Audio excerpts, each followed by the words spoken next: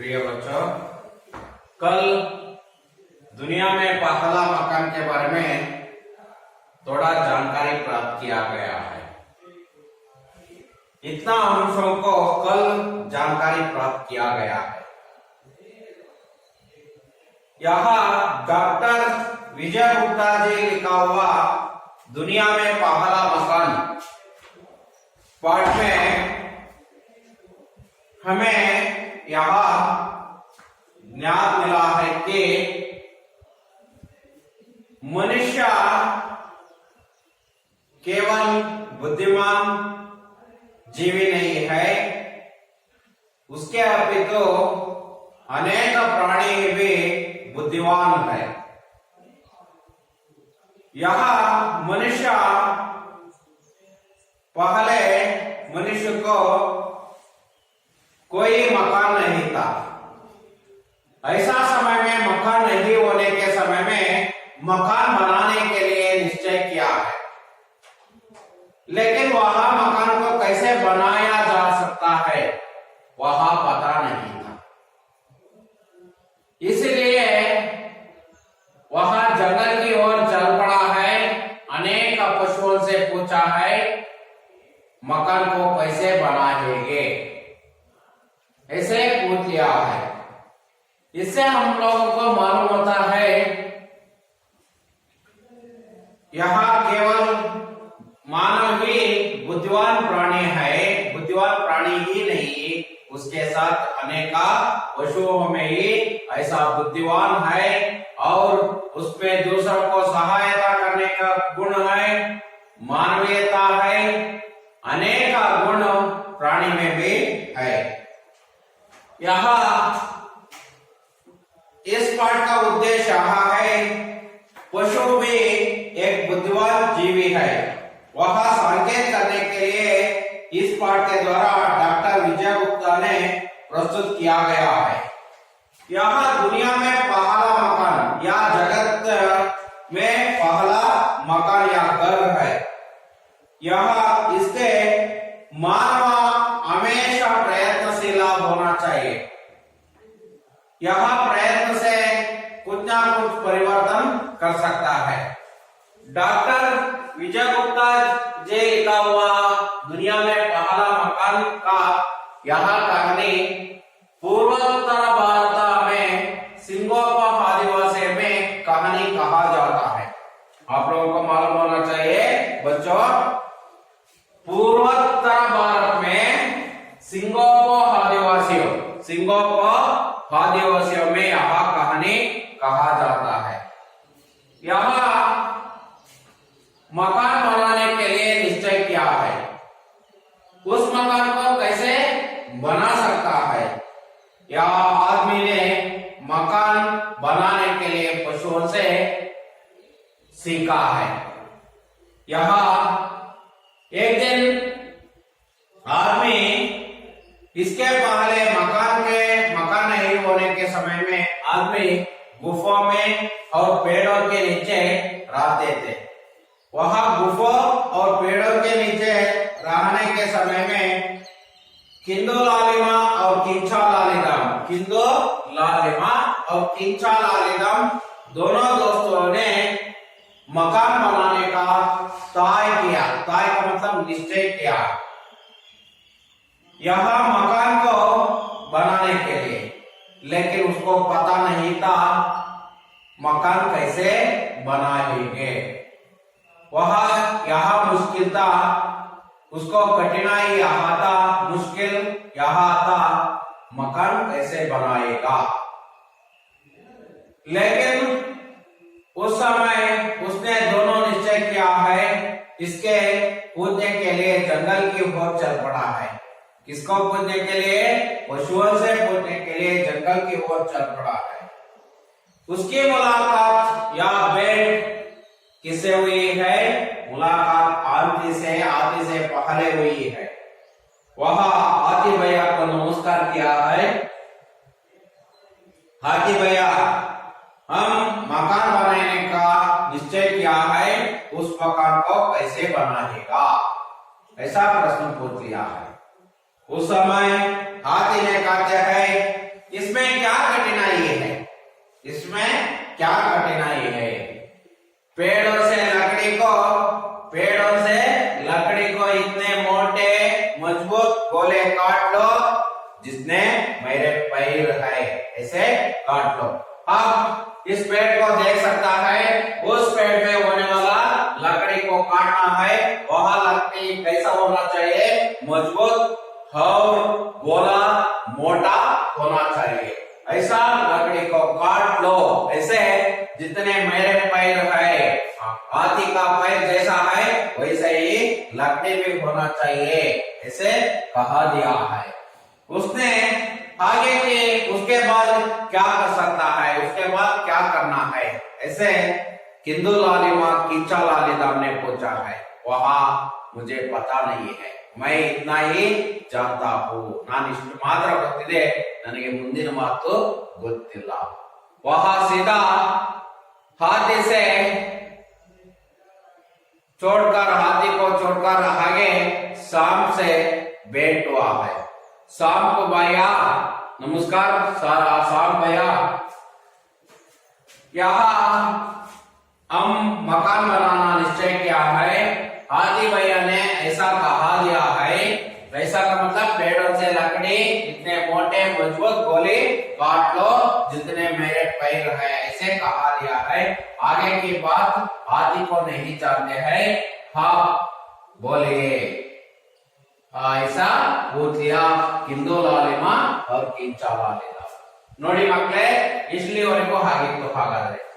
ಹಾಗಾದ್ರೆ ನಮ್ಗೆ ಏನು ಗೊತ್ತಾಯ್ತಂದ್ರೆ, ಡಾಕ್ಟರ್ ವಿಜಯಗುಪ್ತ ಅವರು ಬರೆದಿರುವಂತಹ ಜಗತ್ತಿನ ಪ್ರಥಮ ಮನೆ ಹೇಗಿತ್ತು, ಹೇಗೆ ಕಟ್ಟೋದಕ್ಕೆ ಯಾವ ರೀತಿ ತಯಾರು ಮಾಡಿಕೊಂಡ್ರು ಅನ್ನೋದು ಕೊಟ್ಟಿದ್ದಾರೆ। ಇದು ಘಟನೆ ಪೂರ್ವೋತ್ತರ ಭಾರತ ಸಿಂಗೋಪ ಆದಿವಾಸಿಗಳು ಜನವ ವಾಸವಾಗಿದ್ದಂತಹ ಜಾಗದಲ್ಲಿ ಇವರು ನಿಶ್ಚಯವನ್ನು ಮಾಡ್ತಾರೆ ಒಂದು ಮನೆಯನ್ನ ಕಟ್ಟೋದಕ್ಕೆ। ಆ ನಿಶ್ಚಯವನ್ನು ಮಾಡಿಬಿಟ್ಟು ಅವ್ರು ಎಲ್ಲಿಗೆ ಹೋಗ್ತಾರೆ ಅಂದ್ರೆ ಕೇಳೋದಕ್ಕೆ, ಮನೆ ಕಟ್ಟೋದಕ್ಕೆ ಕೇಳೋದಕ್ಕೆ ಪಶುವನ್ಸೆ ಪೂಜ್ಯ ಕೇಳಿಯೇ, ಹಾಗಾದ್ರೆ ಪ್ರಾಣಿಗಳ ಹತ್ರ ಕೇಳೋದಕ್ಕೆ ಹೋಗ್ತಾರೆ। ಅವ್ರು ಯಾರಂದ್ರೆ ಕಿಂದು ಲಾಲಿಮಾ कीचा लालिदाम ಎಂಬಂತಹ ಇಬ್ರು ಗೆಳೆಯರು ಮನೆ ಕಟ್ಟೋದಕ್ಕೆ ನಿಶ್ಚಯವನ್ನ ಮಾಡಿ ಆ ಅರಣ್ಯದ ಕಡೆ ಹೊರಡುತ್ತಾರೆ। ಏನನ್ನ ಕೇಳೋದಕ್ಕೆ ಮಕ್ಕಳೇ? ಅರಣ್ಯದ ಕಡೆ ಹೊರಡೋದು ಯಾವ್ದಕ್ಕೋಸ್ಕರ? ಮನೆಯನ್ನ ಹೇಗೆ ಕಟ್ಟೋದು ಅಂತ। ಆಗ ನೇರವಾಗಿ ಆನೆ ಹತ್ರ ಹೋಗ್ತಾರೆ, ಪ್ರಪ್ರಥಮವಾಗಿ ಆನೆ ಹತ್ರ ಹೋಗ್ತಾರೆ। ಆನೆ ಹತ್ರ ಹೋಗಿ ಕೇಳ್ತಾರೆ, ಆನೆಯನ್ನ ನಾವು ಹೇಗ್ ಮನೆ ಕಟ್ಟೋದು, ನಮಗೆ ಇದರಲ್ಲಿ ಒಂದು ಕಷ್ಟ ಇದೆ, ಮನೆ ಹೇಗೆ ಕಟ್ಟೋದು ಅಂತ ಗೊತ್ತಿಲ್ಲ। ಆಗ ಹೇಳ್ತಾರೆ ಆನೆ, ಇದರಲ್ಲಿ ಏನು ಕಷ್ಟ ಇಲ್ಲ, ಗಟ್ಟಿಯಾಗಿರುವಂತಹ ಮರದ ತುಂಡನ್ನ ಕಟ್ ಮಾಡು, ಅದು ಗಟ್ಟಿಯಾಗಿರ್ಬೇಕು, ದಪ್ಪಾಗಿರ್ಬೇಕು, ದುಂಡಾಗಿರ್ಬೇಕು, ನನ್ನ ಕಾಲುಗಳಿದ್ದಾಗೆ ಅಂತ ಹೇಳುತ್ತೆ। ಆಗ ಆ ಮಾತನ್ನ ಕೇಳ್ಬಿಟ್ಟು ಅವರು ಕಟ್ ಮಾಡೋದಕ್ಕೆ ತಯಾರಾಗ್ತಾರೆ। ಆದ್ರೆ ಅದ್ರ ಮುಂದಿನ ಮಾತು ಏನನ್ನೋದು ಆನೆಗೂ ಸಹ ಗೊತ್ತಿಲ್ಲ। ಅದನ್ನ ಕೇಳೋದಕ್ಕೆ ನೇರವಾಗಿ ಎಲ್ಲಿಗೆ ಹೋಗ್ತಾರೆ? ಹಾವಿನ ಹತ್ರ ಹೋಗ್ತಾರೆ। ಆಗ ಹಾವು ಹತ್ರ ಹೇಳ್ತಾರೆ, ನಾವು ಆನೆ ಅಣ್ಣ ಹತ್ರ ಹೋಗಿದ್ದು, ಆನೆ ಅಣ್ಣ ಈ ರೀತಿ ಹೇಳಿದ್ದಾನೆ, ಹೇಗೆ ಅಂದ್ರೆ ಮರದ ತುಂಡನ್ನ ದಪ್ಪದಾಗಿ ಗಟ್ಟಿಯಾಗಿರುವಂತಹ ದುಂಡಾಗಿರುವಂತಹದನ್ನ ಕಟ್ ಮಾಡಿ ಅಂತ ಹೇಳಿದರೆ, ಮುಂದಿನ ಮಾತು ಆನೆ ಅಣ್ಣ ಗೊತ್ತಿಲ್ಲ, ನೀನು ಹೇಳ್ಕೊಡು ಅಂತ ಯಾರನ್ನ ಕೇಳ್ತಾರೆ? ಹಾವನ್ನ ಕೇಳ್ತಾರೆ।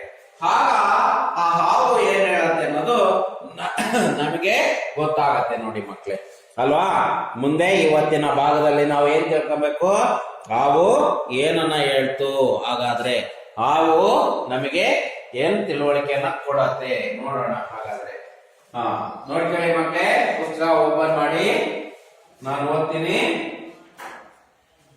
सांप ने कहा, ऐसा करो कि लकड़ी ऐसी पतली और लंबी काटो जैसा मैं हूं। दोनों दोस्तों ने पूछा, इसके बाद फिर क्या करना पड़ेगा?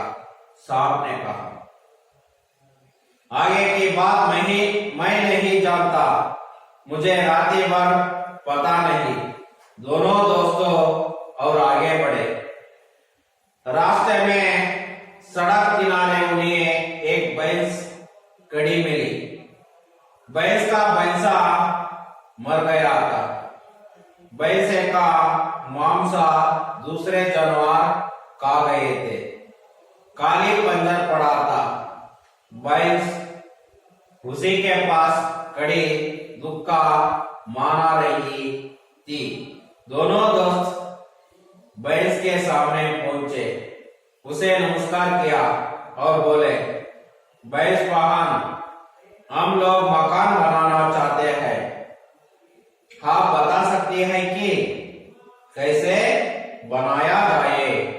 हाथी ने बताया कि इतने मोटे और मजबूत गोले पेड़ों से काट लो जितने उसके पैर है। सांप ने कहा कि ऐसी लंबी और पतली लकड़ियों काट लो जैसे मैं खुद है। उसके आगे की बात ना हाथी बता पाया ना सांप। बेचारे दोनों को राती भर पता नहीं। भैंस ने दोनों दोस्तों को अपने भैंसे का पंजर दिखाया। बोली, जैसे इस पंजर में 4 पैरों में हड्डियां पड़ी है, उसी तरह 4 मोटे मोटे गोले जमीन में गड़ा कर उन पर पतली और लंबी लकड़ियों से छप्पर का पंजर बना लो। दोनों ने पूछा, इसके बाद क्या करना होगा?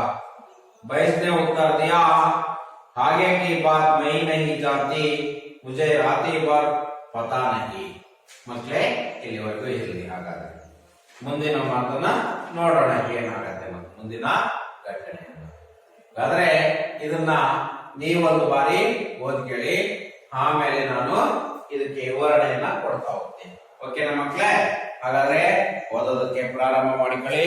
ಬುಕ್ ಅನ್ನ ತೆಗೆದುಕೊಂಡಿದ್ದೀರಲ್ಲ, ಓದೋದಕ್ಕೆ ಪ್ರಾರಂಭವನ್ನ ಮಾಡಿ ಓದ್ತಾ ಇರ್ರಿ. ಓಕೆನಾ? ಓದಿದ್ರೆ ನಿಮಗೆ ಈ ಪದಗಳ ನೆನಪಿನ ಶಕ್ತಿ ಉಳಿಯುತ್ತೆ. ಹಾಗಾಗಿ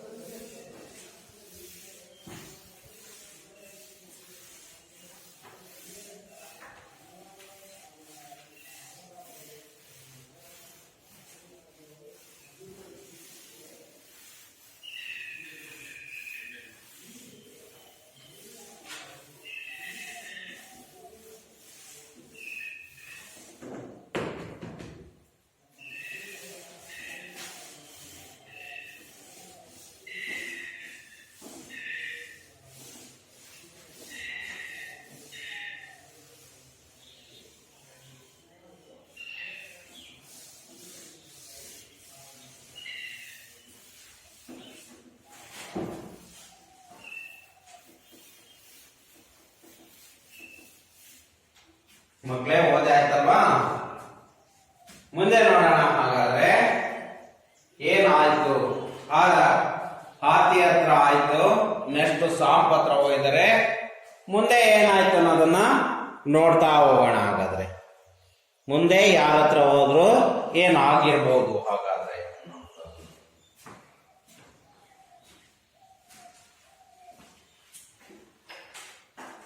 ಸಾಮ್ನೆ ಕಹ, ಹಾವು ಹೇಳತ್ತೆ ಏನಂತಂದ್ರೆ, ಐಸಾ ಕರೋ, ಈ ರೀತಿ ಮಾಡಿ, लकड़ी ऐसे पतली और लंबी काटो जैसे मैं हूं, पतली और लंबी।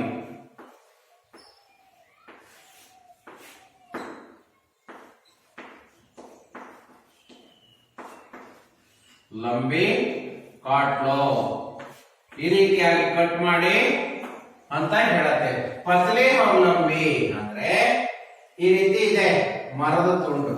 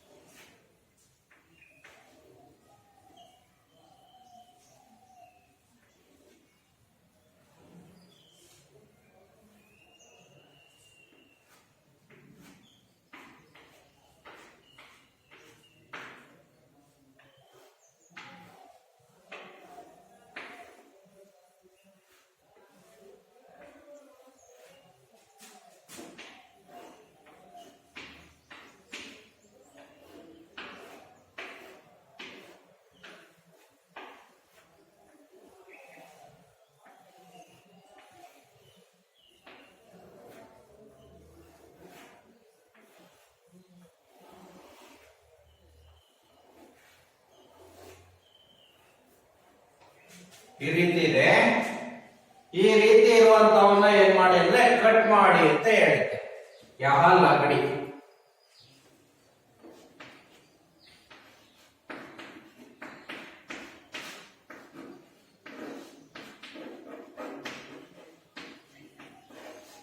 पेड़ों की लकड़ी, उसको काट लो लंबी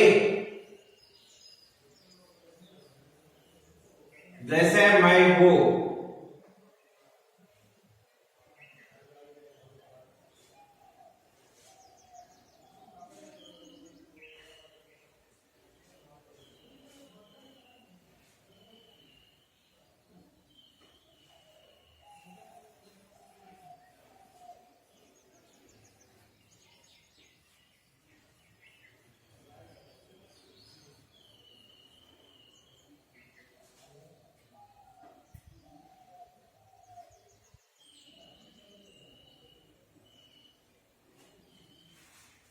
ಆಗ ಇವನ್ನ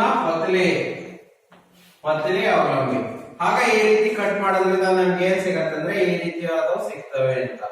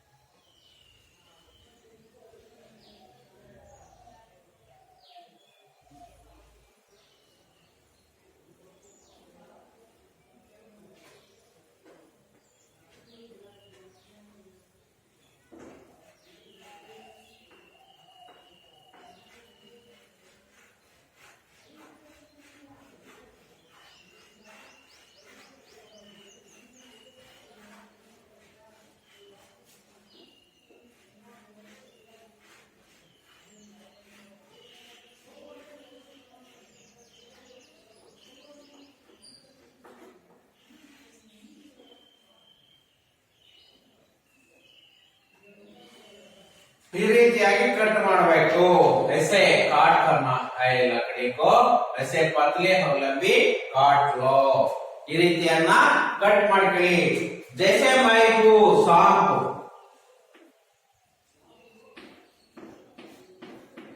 सांप जैसा है वैसे ही काट लो. ಆ ರೀತಿ ಕಟ್ ಮಾಡ್ಕೊಳ್ಳಿ ಅಂತ ಹೇಳುತ್ತೆ. ಅದಾದ್ಮೇಲೆ दोनों दोस्तों ने पूछा, ಇಬ್ರು ಗೆಳೆಯರು ಕೇಳ್ತಾರೆ, इसके बाद फिर क्या करना पड़ेगा, ಇದರ ನಂತರ ಏನು ಮಾಡೋದು ಹಾಗಾದ್ರೆ ಅಂತ ಕೇಳ್ತಾರೆ. सांप ने कहा, ಆವ್ ಹೇಳುತ್ತೆ, आगे की बात मैं नहीं जानता, ಮುಂದಿನ ಮಾತು ನನಗೆ ಗೊತ್ತಿಲ್ಲ. मुझे रात भर पता नहीं, ನನಗೆ ಪೂರ್ಣವಾಗಿ ನನಗೆ ಗೊತ್ತಿಲ್ಲ, ನನಗೆ ಗೊತ್ತಿರೋದಿಷ್ಟೇ ಅಂತ ಹೇಳುತ್ತೆ. दोनों दोस्तों और आगे बढ़े, ಇಬ್ರು ಗೆಳೆಯರು ಮುಂದಕ್ಕೆ ಹೋಗ್ತಾರೆ. रास्ते में सड़क किनारे उन्हें एक भैंस खड़े थे. रास्ते में, रस्ತೆಯ सड़क किनारे, सड़क ಅಂದ್ರೆ रास्ता,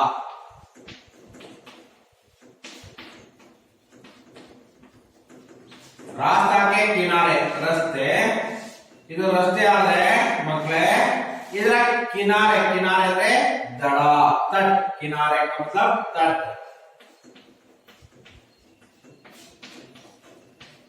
ಈ ದಡದಲ್ಲಿ ಏನ್ ಮಾಡ್ಯಾರ ಅಂತಂದ್ರೆ ಒಂದು ಎಮ್ಮೆ ನಿಂತಿರತ್ತೆ, ಬೈನ್ಸ್.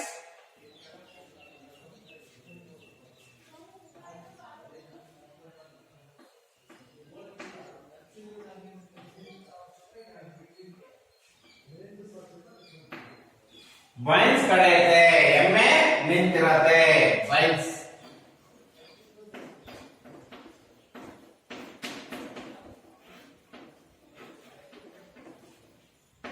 एम्मे निंतिरते, भैंस खड़े थे. वहां भैंस का भैंस मर गया था. आ एम्मे एम्मे ಏನಾಗಿರುತ್ತೆ ಸತ್ತಿರತ್ತೆ. ಹಾಗಾದ್ರೆ ಎಮ್ಮೆ ತಾಯಿ ಸತ್ತಿರತ್ತೆ. भैंस का सांस दूसरे जानवर खा गए थे. भैंस का ಮಾಂಸ, ಆ ಎಮ್ಮೆಯ ಮಾಂಸ ಇರುತ್ತಲ್ಲ, ಆ ಮಾಂಸವನ್ನ दूसरा जानवर खा गए थे. ಇನ್ನೊಂದು ಜಾನುವಾರು, ಜಾನುವಾರು ಅಂದ್ರೆ ಪ್ರಾಣಿಗಳು ಏನ್ ಮಾಡಿರ್ತಾರೆ, ತಿಂದಿರ್ತವೆ. ಜಾನುವಾರು ಅಂದ್ರೆ ಪ್ರಾಣಿ.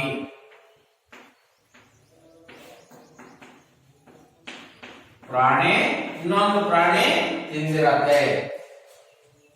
ಖಾಲಿ ಪಂಜರ ಪಡಾತ, ಏನಾಗಿರುತ್ತೆ, ಖಾಲಿ ಪಂಜರ ಬಿದ್ದಿರತ್ತೆ. यहाँ भैंस उसी के पास खड़ी दुख का मान रही थी. ಆ ಎಮ್ಮೆ ಏನ್ ಮಾಡಿರತ್ತೆ ಅಂದ್ರೆ ಉಸ್ಕೆ ಪಾಸ್, ಅದರ ಹತ್ತಿರ ನಿಂತ್ಕೊಂಡ್ಬಿಟ್ಟು ದುಃಖ ಮಾನ್ ರಹತೆ, ದುಃಖವನ್ನು ಅನುಭವಿಸ್ತಾ ಇರತ್ತೆ. ಹಾಗಂದ್ರೆ ಅಳ್ತಾ ಇರತ್ತೆ. ಯಾಕಂದ್ರೆ ಸತ್ತು ಹೋಗಿರತ್ತೆ ಆ ಇನ್ನೊಂದು ಪ್ರಾಣಿಗಳು ಅದರ ಮಾಂಸವನ್ನು ತಿಂದಾಗಿರ್ತವೆ. दोनों दोस्तों भैंस के सामने पहुंचे.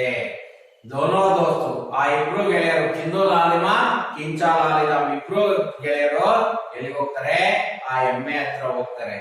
सामने ಅಂದ್ರೆ ಎದುರಿಗೆ ಹೋಗ್ತಾರೆ. उसे नमस्कार किया और बोले, ನಮಸ್ಕಾರವನ್ನು ಮಾಡಿ ಹೇಳ್ತಾರೆ, भैंस वाहन हम लोग मकान बनाना चाहते हैं. भैंस वाहन, वाहन ನೋಡಿ ಇಲ್ಲಿ, ಅಲ್ಲೆಲ್ಲ ಸಾಂಪ್ ಬಾಯಿ, ಆದಿ ಬಾಯಿ ಅಂತ ಹೇಳಿ ಭೈಂಸ್ ಕೇಳ್ತಿದ್ದಾರೆ. ವಾಹನ್, ವಾಹನ್ ಅಂದ್ರೆ ಸ್ತ್ರೀಲಿಂಗ, ಅಲ್ಲಿಗೆ ಭೈಂಸ್ ಏನು ಸ್ತ್ರೀಲಿಂಗ.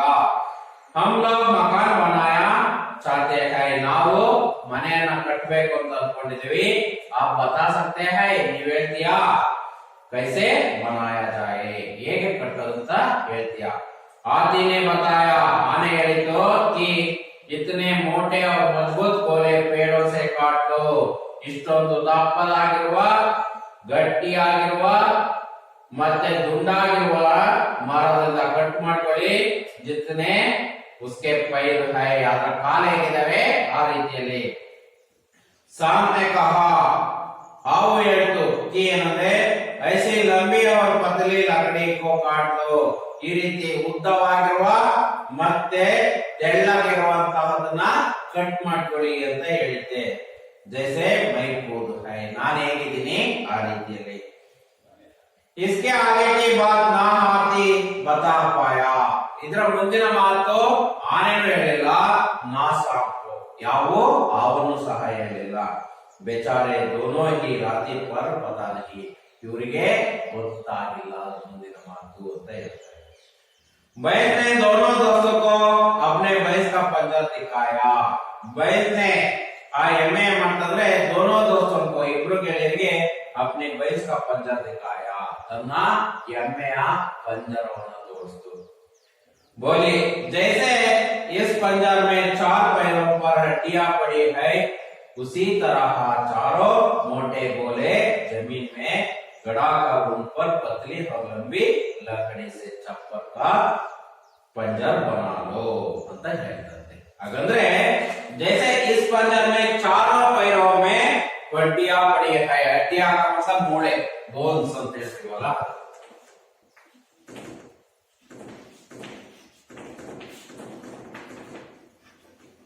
ಮೂಳೆಗಳು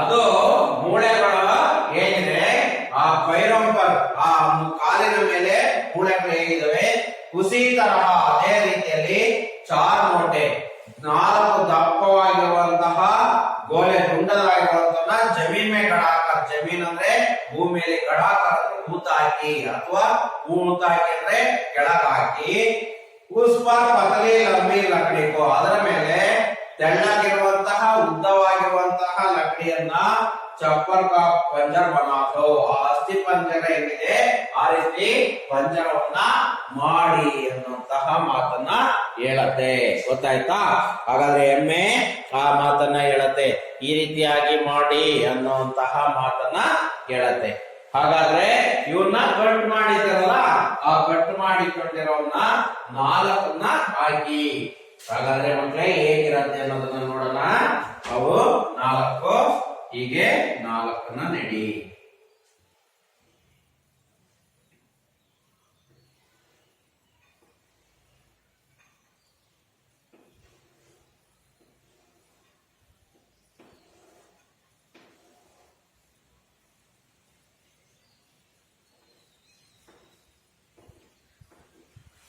ಇವು ದಪ್ಪವಾಗಿರುವಂತಹ 4 ಅದ್ರ ಕಾಲ ಹೆಂಗಿದಾವೆ ಅದ್ರ ರೀತಿಯಾಗಿ ಅದರ ಮೇಕ್ ಏನಾಕಿ ಅಂದ್ರೆ ಈ ರೀತಿಯಾಗಿ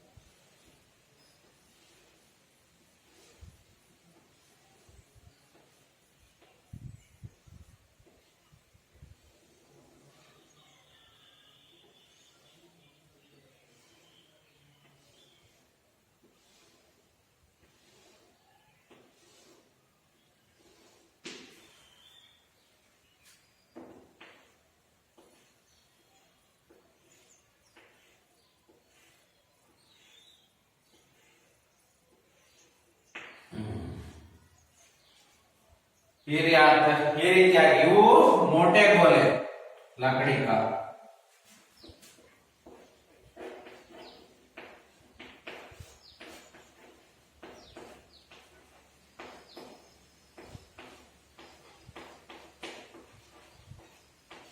गोले यहाँ पतले और लंबी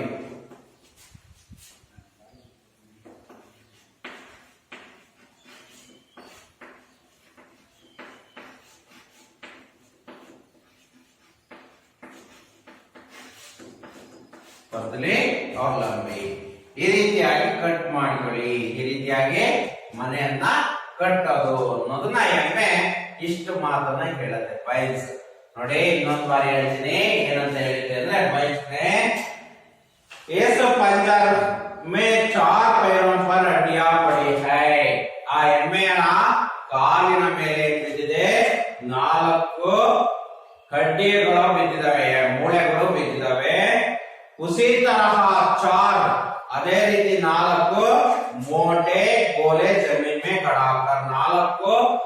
ದಪ್ಪದಾಗಿರುವ ದುಂಡಾಗಿರುವಂತವನ್ನ ಜಮೀನಿನಲ್ಲಿ ಹೂತಾಕಿ ಮುನ್ಪರ್ ಪತಲಿ ಅದರ ಮೇಲೆ ಪತಲಿ ಆಗಿರುವಂತ ತೆಳ್ಳಗಿರುವಂತಹ ಉದ್ದವಾಗಿರುವಂತಹ ಲಕಡಿ से ಚಪ್ಪರ್ का पंजर बना लो ಚಪ್ಪರ್ ಇದು ಚಪ್ರ ಇದ್ದಾಗೆ पंजर एम्मे भैंस का पंजर जैसे भैंस का पंजर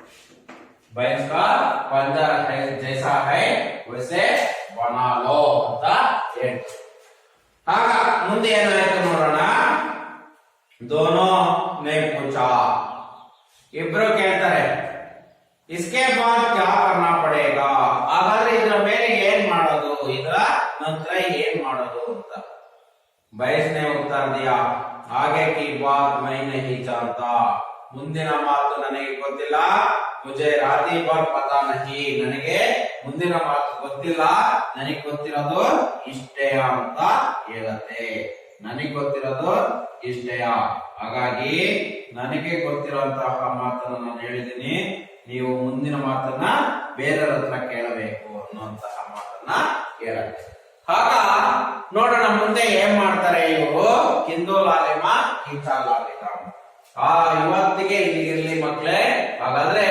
ಡಾಕ್ಟರ್ ವಿಜಯ ಗುಪ್ತಾ ಜಿ ಇಲ್ಲಿ ಬರ್ತಿರುವಂತಹ ದುನಿಯಾ ಮೇ ಪಹಲಾ ಮಕಾನಲ್ಲಿ ಯಾರ್ಯಾರು ಕಿಂದು ಲಾಲಿಮ ಕೀಚಾ ಲಾಲಿಮ ಯಾರನ್ನ ಭೇಟಿ ಮಾಡು ಮೊದಲನೇದಾಗಿ ಹಾತಿಯನ್ನ ಎರಡನೇದಾಗಿ ಸಾಂಪಣ್ಣನ್ನ ಮೂರನೇದಾಗಿ ಬೈನ್ಸ್ ಇವ್ರನ್ನ ಮೂರು ಜನನ್ನ ಭೇಟಿ ಮಾಡಿದ್ದಾರೆ ಮೂರು ಜನನ್ನ ಭೇಟಿ ಮಾಡೋದಕ್ಕೆ ಒಂದನೇದು ಇದು ಯಾರು ಹೇಳಿರೋದು ಈ ಮಾತನ್ನ ಹಾತಿ ಹೇಳಿರೋದು ಈ ಮಾತನ್ನ ಸಾಂಪ್ ಹೇಳಿರೋದು ಈ ಮಾತನ್ನ ಬೈನ್ಸ್ ಹೇಳಿರೋದು ನೋಡಿ ಈ ಲೆವೆಲ್ಗೆ ತಾಂಬಂದಿದ್ದಾರೆ ಮನೆಯನ್ನ ಗೊತ್ತಾಯ್ತಾ ಮಕ್ಕಳೇ ಹಾತಿ ಹೀಗೆ ಮಾಡಿ ಅಂತ ಸಾಂಪು ಹೀಗ್ ಮಾಡಿ ಅಂತ ಬೈನ್ಸು ಹೀಗ್ ಮಾಡಿ ಅಂತ ಹೇಳಿದ್ದೆ ಗೊತ್ತಾಯ್ತಾ ಈಗ ಮನೆ ಈ ಲೆವೆಲ್ ಬರ್ತಾ ಇದೆ ಆದ್ರೆ ಮನೆ ಸೋರ್ತಾ ಇದೆ ಮಕ್ಕಳೇ ಗೊತ್ತಿರ್ಲಿ ಇನ್ನು ಪೂರ್ಣವಾಗಿ ಆಗಿಲ್ಲ ಮನೆ ಇನ್ನುವೇ ಚಪ್ರ ಹಾಕಿದ್ದಾರೆ ಚಪ್ರ ಹಾಕಿದ್ರೆ ಏನಾಗ್ಬೇಕು ಏನು ಸೋರಲ್ವಾ ಇದ್ರ ಮೇಲೆ ಏನು ಹಾಕಿಲ್ಲ ಗೊತ್ತಾಯ್ತಾ ಮರದ ತುಂಡುಗಳನ್ನ ಮಾತ್ರ ಉದ್ದವಾಗಿ ಕಟ್ ಮಾಡಿ ಹಾಕಿದ್ದಾರೆ ಅದಾದ ಮೇಲೆ ಏನಾಗುತ್ತೆ ಮನೆ ಒಳಗೆ ಇನ್ನುವೇ ಹೋಗಕ್ ಆಗಿಲ್ಲ ಯಾಕಂದ್ರೆ ಅದು ಪೂರ್ಣವಾಗಿ ಆಗಿಲ್ಲ ಅಪೂರ್ಣವಾಗಿದೆ ಹಾಗಾದ್ರೆ ಮುಂದೆ ಏನ್ ಮಾಡ್ತಾರೆ ಅವಾಗ ಏನಾಗತ್ತೆ ಅನ್ನೋದನ್ನ ನಾವು ಮುಂದಿನ ಭಾಗದಲ್ಲಿ ತಿಳ್ಕೊಳ್ತೀವಿ ಮನೆ ಮುಂದೆ ಪೂರ್ಣವಾಗಿ ಕಟ್ಟುತ್ತಾರ ಇಲ್ವಾ ಅನ್ನೋಂಥದ್ದು ನಮಗೆ ಮುಂದಿನ ಭಾಗದಲ್ಲಿ ಗೊತ್ತಾಗ್ತಾ ಹೋಗುತ್ತೆ ಮಕ್ಕಳೇ ಹಾಗಾಗಿ ಅದನ್ನ ಮುಂದಿನ ಭಾಗದಲ್ಲಿ ನಾವು ತಿಳ್ಕೊಳ್ಳೋಣ ಈಗ ಇಲ್ಲಿವರೆಗೆ ಮಾಡಿರುವಂತದನ್ನ ಏಕ ವಾಕ್ಯ ದೋ ವಾಕ್ಯ की ओर थोड़ा ध्यान देना है ನೋಡೋಣ ಹಾಗಾದ್ರೆ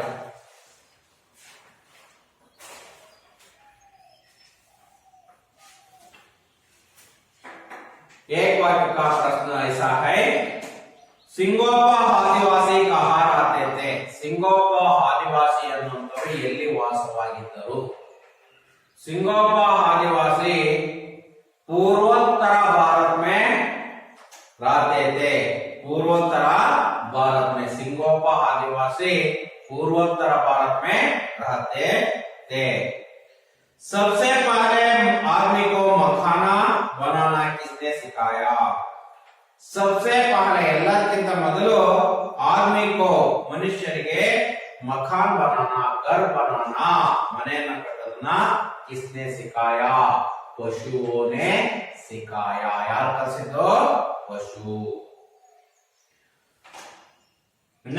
मकान के बारे में पूछताछ करने दोनों दोस्तों कहाँ चल पड़े ಮನೆಯ ಬಗ್ಗೆ ಕೇಳೋದಕ್ಕೆ दोनों दोस्त ಇಬ್ರು ಗೆಳೆಯರು ಎಲ್ಲಿಗೆ ಹೊರಟೋದ್ರು ಮಕ್ಕಳೇ ಎಲ್ಲಿಗೆ जंगल की ओर चल पड़े जंगल ಅಂದ್ರೆ ಕಾಡಿನ ಕಡೆ ಹೊರಟು ಹೋದರು दोस्तों की मुलाकात सबसे पहले किससे हुई ಹಾಗಂದ್ರೆ दोनों दोस्तों ಇಬ್ರು ಗೆಳೆಯರ ಮುಲಾಕಾತ್ ಅಂದ್ರೆ ಬೇಟ್ ಅಂದ್ರೆ ಭೇಟಿ ಪ್ರಪ್ರಥಮಕ್ಕೆ ಯಾರ ಜೊತೆ ಆಯಿತು ಹಾತಿ ಸೆ ಹುಯಿ ಆನೆ ಹತ್ತಿರ ಆಯಿತು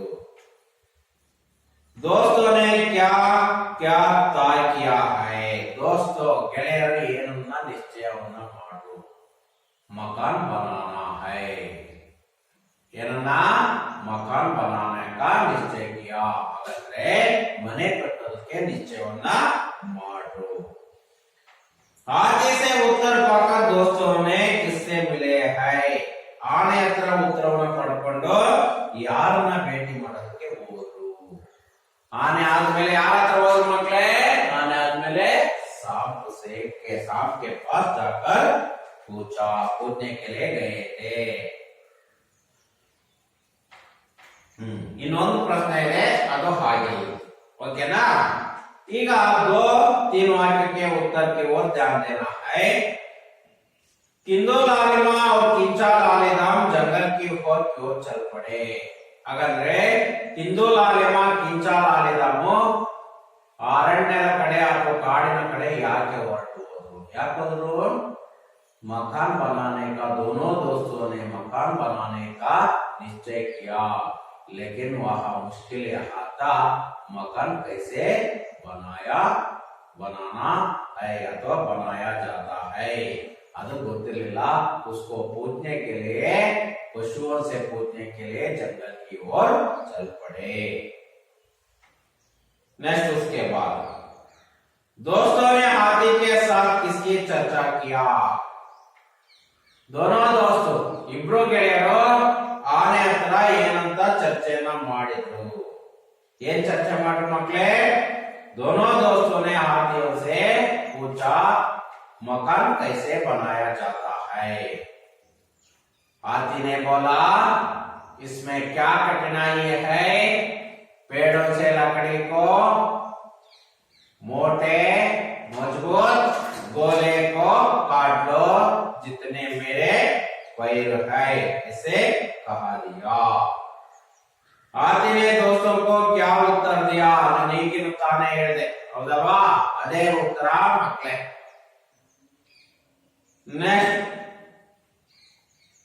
ಈಗ 3-4 ವಾಕ್ಯಕ್ಕೆ ಇನ್ನೊಂದು ಪ್ರಶ್ನೆ ಇದೆ ಅದಾಗಿಲ್ಲ ಮಕ್ಕಳೇ ಅದನ್ನ ಮುಂದೆ ನಾಳೆ ಪಾಠ ಮಾಡಿದ ಮೇಲೆ ಅದಕ್ಕೆ ಉತ್ತರ ನೋಡೋಣ 3-4 वाक्य में उत्तर लिखिए सांप ने दोस्तों को क्या सुझाव दिया ಹಾವು ಏನಂತ ಸಲಹೆಯನ್ನ ಕೊಡ್ತು ಯಾರಿಗೆ ಈ दोनों दोस्तों को क्या सुझाव दिया ಏನಂತ ಸಲಹೆಯನ್ನ ಕೊಡ್ತು ಏನಂತ ಸಲಹೆ ಕೊಡ್ತು सांप ಹಾವು ಏನಂತಂದ್ರೆ ಸಲಹೆ ಕೊಟ್ಟಿದ್ದು ಏನಂತಂದ್ರೆ लकड़ी ऐसे पतली और लंबी काट लो जैसे मैं हूं लकड़ी ಆ ಮರದ ತುಂಡನ್ನ ಉದ್ದವಾಗಿ ಮತ್ತೆ ತೆಳ್ಳಗೆ ಕಟ್ ಮಾಡಿ ಜೈಸೆ ಮೈ ಹೂ ಆ ರೀತಿಯಲ್ಲಿ ನಾನು ಹೇಗಿದ್ದೀನಿ ಆ ರೀತಿಯಲ್ಲಿ ಕಟ್ ಮಾಡಿ ಅಂತ ಸಾಂಪು ಸಲಹೆಯನ್ನ ಕೊಡ್ತು ಹಾವು ಆ ರೀತಿಯಾಗಿ ಸಲಹೆಯನ್ನ ಕೊಡ್ತು ಆ ರೀತಿಯಲ್ಲಿ ಕಟ್ ಮಾಡಿ ಅನ್ನುವಂತಹ ಸಲಹೆಯನ್ನು ಸಹ ಕೊಡ್ತು ಯಾರು ಹಾವು ಕೊಡ್ತು ನೆಕ್ಸ್ಟ್ ಆ ರೀತಿ ಸಲಹೆ ಕೊಟ್ಟ ಮೇಲೆ ಮುಂದೆ ನೆಕ್ಸ್ಟ್ ಏನ್ ಪ್ರಶ್ನೆ ಬಂತು ನೋಡೋಣ भैंस के पंजर से दोस्तों ने क्या जानकारी मिली है ಆ ಎಮ್ಮೆಯ ಪಂಜರದಿಂದ ಆ ಗೆಳೆಯರಿಗೆ ಏನು ತಿಳುವಳಿಕೆ ಸಿಕ್ತು ಏನು ಅರಿವಾಯಿತು